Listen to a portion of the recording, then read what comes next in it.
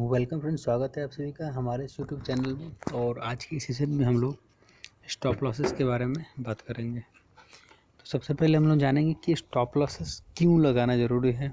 फिर आगे चलते हुए हम लोग जानेंगे कि स्टॉप लॉस बहुत सारे लोग क्यों नहीं लगाते हैं और उसके पीछे की उनकी क्या साइकोलॉजी रहती है और क्यों वे धोखा खाते हैं। तो जैसे कि आप जानते हैं कि स्टॉप लॉसेस सिर्फ ट्रेडिंग में ही नहीं, बहुत जगह ज़रूरी होती है। जैसे कि मान लीजिए अब कार में एयर बैग है, तो वो भी तो एक लॉसेस से बचाने के लिए ही तो स्टॉप लगाया हुआ है। जैसे आप हाई राइज बिल्डिंग पे काम कर रहे हैं तो फॉल अरेस्टर्स लगाया हुआ है। आप अपना टर्म इंश्योरेंस लेते हैं तो टर्म इंश्योरेंस भी क्या है, एक तरह से स्टॉप लॉसेस तो है। बाइक में आप हेलमेट पहन के चलते हैं तो वो भी क्या है, स्टॉप लॉसेस है। यानी कि आप जीवन में भी अब बहुत सारे जगहों पर आप स्टॉप लॉस का यूज़ करते हैं, अन्यथा आपको हेवी डैमेजेस का सामना करना पड़ सकता है। तो उसी तरीके से क्या है कि उसी तरीके से ट्रेडिंग में भी स्टॉप लॉसेस को फॉलो करना होता है। यह काफ़ी स्ट्रिक्ट डिसीजन होता है कि आपको स्टॉप लॉसेस फॉलो करना है। यानी कि आपको पता है कि ये चीज़ हो रहा है और आपको उस समय तुरंत रिएक्ट करके अपने आप को हेवी लॉसेस से बचाना होता है।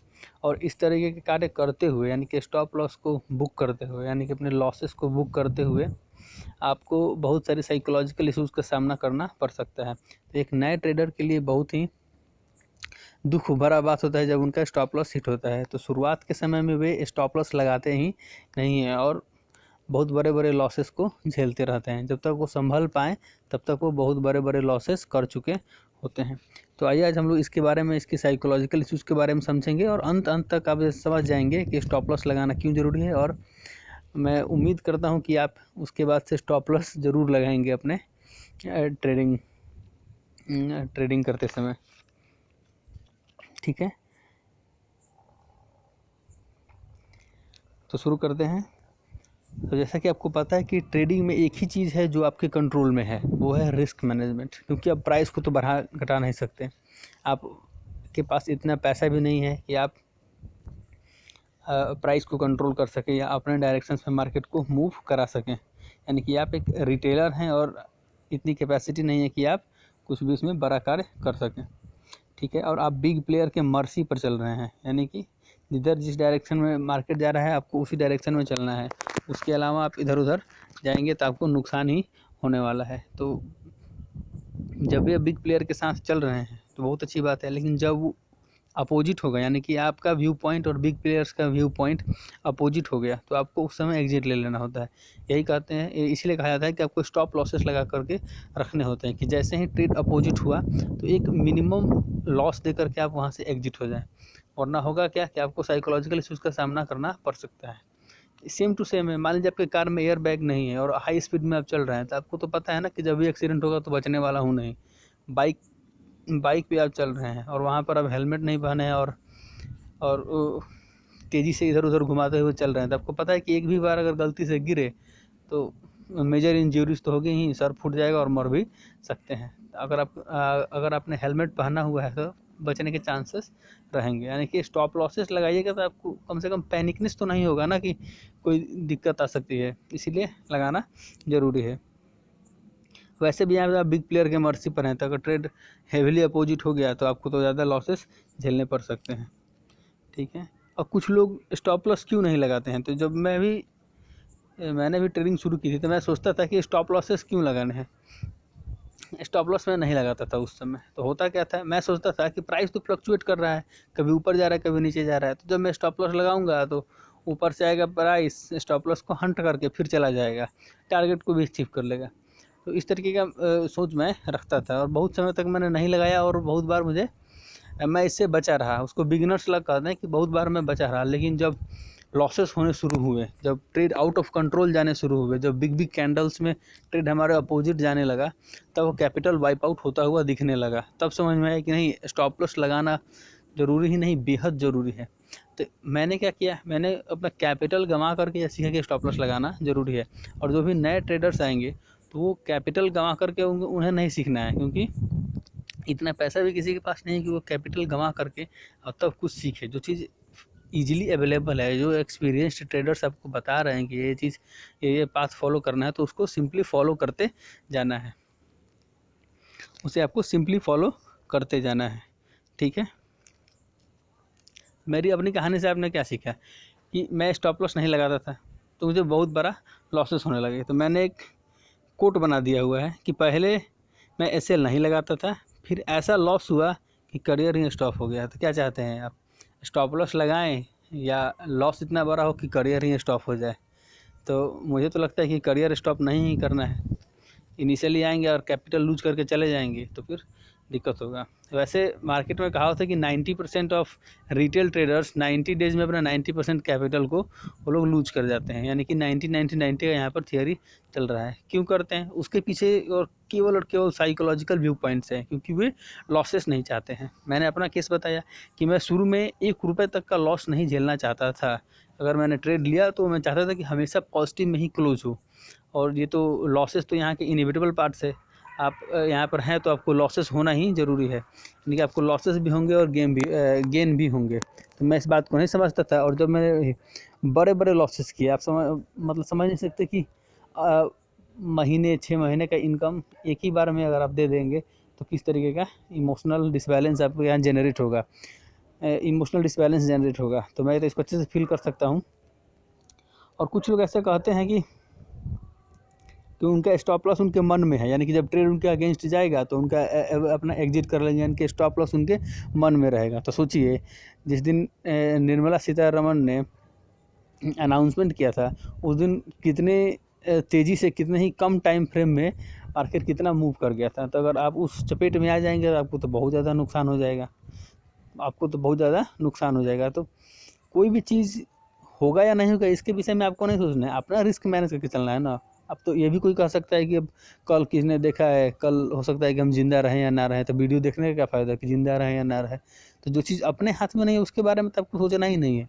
ट्रेडिंग साइकोलॉजी मैं यहाँ बता रहा हूँ, तो यही तो मैं कह रहा हूँ कि आपकी साइकोलॉजी किस तरीके से इम्प्रूव होगी वही व्यू पॉइंट से बताऊँगा। तो जो चीज़ आपके हाथ में नहीं है उसके लिए आपको चिंता करने की क्या ज़रूरत है। किसी चीज़ के बारे में आपको एक्स्ट्रा सोचने की ज़रूरत नहीं है। आप कूल काल्म रहते हुए जो प्रोसेस है उसको फॉलो कीजिए, उस प्रोसेस से आप आगे बढ़ते जाएंगे तो ऑटोमेटिक आप सक्सेस के रास्ते पे चले जाएंगे। सिंपल सा बात है, अगर आपके लॉसेस नहीं होंगे या लॉसेस कम होंगे तो आप प्रॉफिटेबल होंगे तो ऑटोमेटिक आप ग्रो करते जाएंगे, और स्मॉल यूनिट्स में प्रॉफिट करेंगे और एक ही बार बिग लॉसेस दे करके चले जाएंगे, फिर क्या होगा, रेट डिक्रीज कर जाएगा। यानी कि आप पॉजिटिव रेट होना चाहिए, यानी कि आप हम स्मॉल ही गेन करें लेकिन लंबा समय तक गेन करते जाएं, तो कंसिस्टेंसी मेंटेन रहेगा, पैनिकनेस नहीं आएगा और आप हेल्दी भी रहेंगे इस चीज़ को लेकर के। वरना स्मॉल विन करेंगे तो खुश होंगे और बड़े कैपिटल में आप लूज कर देंगे तो उससे 4 गुना ज़्यादा आप टेंशन में आ जाएंगे। ठीक है, और मन में स्टॉप लॉस नहीं लगाएं कभी भी, क्योंकि आपको नहीं पता कि कब क्या हो सकता है। और दूसरा बात ये भी है कि आप एल्गो ट्रेडिंग के ज़माने में मन में स्टॉप लॉस लगाएंगे तो इससे बड़ा डेडली कॉम्बिनेशन नहीं होगा, ये डिजास्टर रेसिपी की तरह होगा कि आप मन में लगाए हुए हैं स्टॉप लॉस और छोड़ दिए, और यहाँ पर एक बिग कैंडल में आपका महीने भर का प्रॉफिट आपका वाइप आउट हो जाएगा। तो इस चीज़ को आप समझदारी से देखते रहें कि आपको नहीं लगाना है, यानी कि मन में स्टॉप लॉस नहीं लगाना है।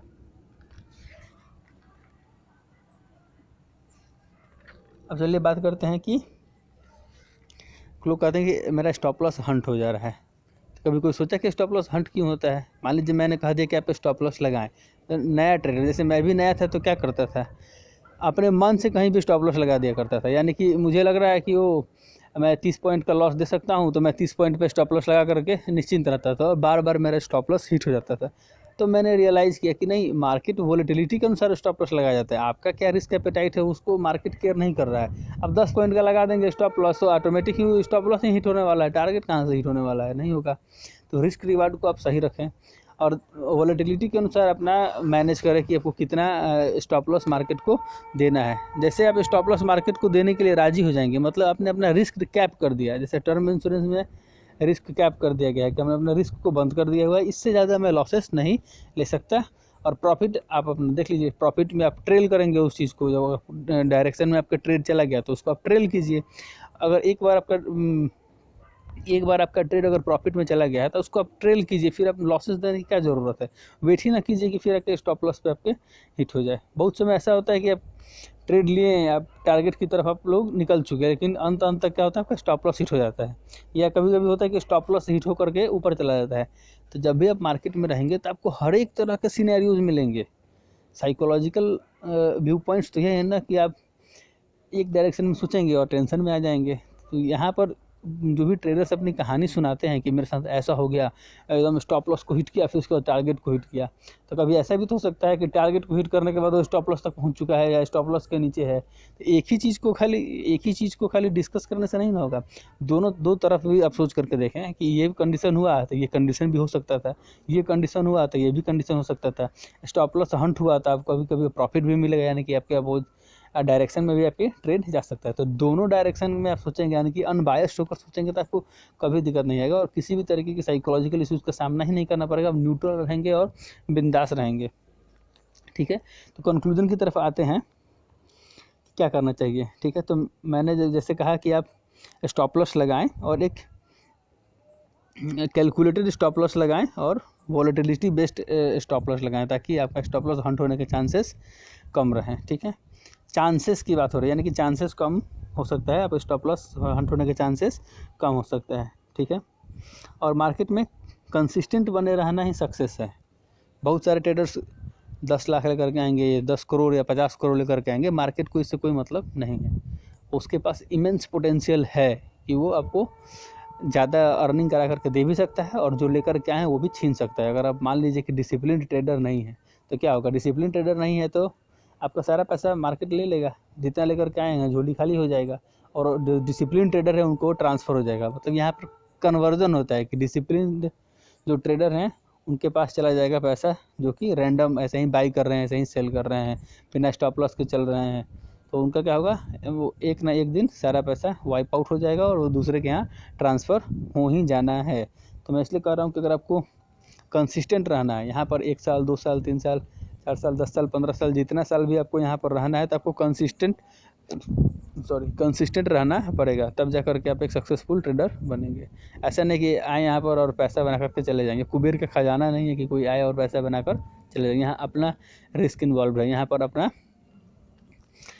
पोटेंशियल इन्वॉल्व है। तो मैं ये कह रहा हूँ कि मार्केट के पास पोटेंशियल है, आपके पास पोटेंशियल नहीं है, तो आप अपना पोटेंशियल डेवलप कीजिए। ऑटोमेटिक आप एक समय मार्केट आपको रिवार्ड करना शुरू कर देगा। आप डिसिप्लिन रहिए। एक और बात बता देता हूँ कि आपका स्टॉप लॉस हंट होगा, कोई दिक्कत नहीं है, लगातार स्टॉप लॉस हंट होते रहेगा, कोई दिक्कत नहीं है। लेकिन आप डिसिप्लिन रहेंगे तो किसी दिन ऐसा भी आएगा जब आप स्टॉप लॉस हंट करके से हो चुके होंगे और मार्केट इतना नीचे या इतना आपके अपोजिट जा चुका होगा कि आप देख करके घबरा जाते कि अगर आप ट्रैप हुए रहते तो आपको कितनी परेशानियों का सामना करना पड़ता। तो उस दिन के लिए डिसिप्लिन को बचा करके रखिए, डिसिप्लिन में रहिए हमेशा। डिसिप्लिन यानी कि discipline of pain is better than discipline of regret, यानी कि पछतावा से जितना ज़्यादा होगा ना, उससे ज़्यादा अच्छा है कि आप डिसिप्लिन में रहिए और स्टॉप लॉस देते रहिए।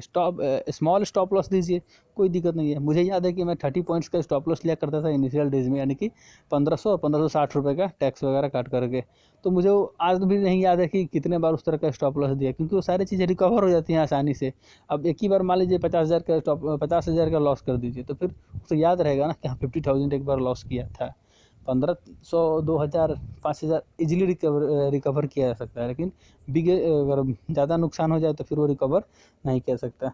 तो कंक्लूजन में मैंने क्या कहा कि आप एसएल लगाइए और पैनिकनेस घटाइए। अगर आपका एसएल लगा हुआ रहेगा तो आपको टेंशन नहीं रहेगा, आप बिंदास रह सकते हैं। नहीं तो एसएल नहीं लगा रहेगा तो आपको बार बार ट्रेडिंग टर्मिनल पर देखना पड़ेगा, हर एक कैंडल में ऊपर नीचे होते रहेगा तो आपको लगेगा कि अब गया, अब मेरे अगेंस्ट किया, अब तो इस तरह पैनिकनेस बढ़ती है। और जितना देर तक आप ट्रेडिंग टर्मिनल्स पर रहेंगे उतना आपको डर लगेगा, पैनिकनेस लगेगा। तो आप ट्रेड लिए हैं प्रॉफिट जनरेट करने के लिए और यहाँ पे आप हेल्थ इश्यूज़ को क्रिएट करते जा रहे हैं, तो इससे ज़्यादा दुख का बात कुछ नहीं हो सकता है। ठीक है, तो क्या लगता है आपको कि इसके बाद से आप स्टॉप लॉस लगाएंगे या नहीं लगाएंगे? इतना भी मैंने बात बताया उससे आप समझ ही गए होंगे कि स्टॉप लॉस लगाना ज़रूरी है। स्टॉप लॉस हंट होगा, होने दीजिए। वॉलेटिलिटी बेस्ड स्टॉप लॉस एकदम लगाना ही है। आप 10 लाख लेकर के आए हैं, 10 करोड़ लेकर के आए हैं या 1 अरब लेकर के आए हैं, मार्केट को इससे कोई मतलब नहीं है। मार्केट आपका सारा पैसा आपसे ले सकता है, उसके पास इतना पोटेंशियल है और आप डिसिप्लिन हो गए तो आपको उससे ज़्यादा पैसा दे भी सकते हैं। तो इस बात को याद रखिए, अनबायस्ड होकर के सोचिए, दोनों पक्ष में सोचिए कि ऐसा हुआ तो ऐसा भी हो सकता था। होता है क्या कि हम लोग को प्रॉफिट हो जाता है तो कुछ नहीं सोचते हैं, जब लॉस होने लगता है तो सोचने लगते हैं कि ऐसा मेरे साथ लॉस हो गया। अरे भाई, जब प्रॉफिट था तो कोई दिक्कत नहीं था, अब लॉस होने लगा तब कैसी का दिक्कत होने लगा तुमको? स्टॉप लॉस को छू करके टारगेट हिट किया तो तुमको दिक्कत है कि ठीक है स्टॉप लॉस को छू करके टारगेट हिट कर गया, मुझे बहुत इससे समस्या है। लेकिन टारगेट छू करके जब स्टॉप लॉस की तरफ चला जाता है या बहुत ही नीचे चला जाता है प्राइस, तब उस समय तो दिक्कत नहीं होता है। तो दोनों तरफ देखिए ना कि इधर सेव हुए तो उधर कभी आप लॉस में जाएंगे, या उधर लॉस हुआ तो इधर कभी प्रॉफिट में जाएंगे। तो इस तरीके से आप माइंडसेट डेवलप करेंगे तो आपको कभी भी साइकोलॉजिकल इश्यूज़ नहीं आएंगे। और ये स्टॉप लॉस के लिए ही नहीं, बहुत सारी चीज़ों के लिए भी यह इसी तरीके से लायक है। तो मुझे उम्मीद है कि मैं अच्छे तरीके से इस टॉपिक को समझा पाया हूँ। Hope you enjoyed this video. Thanks for watching.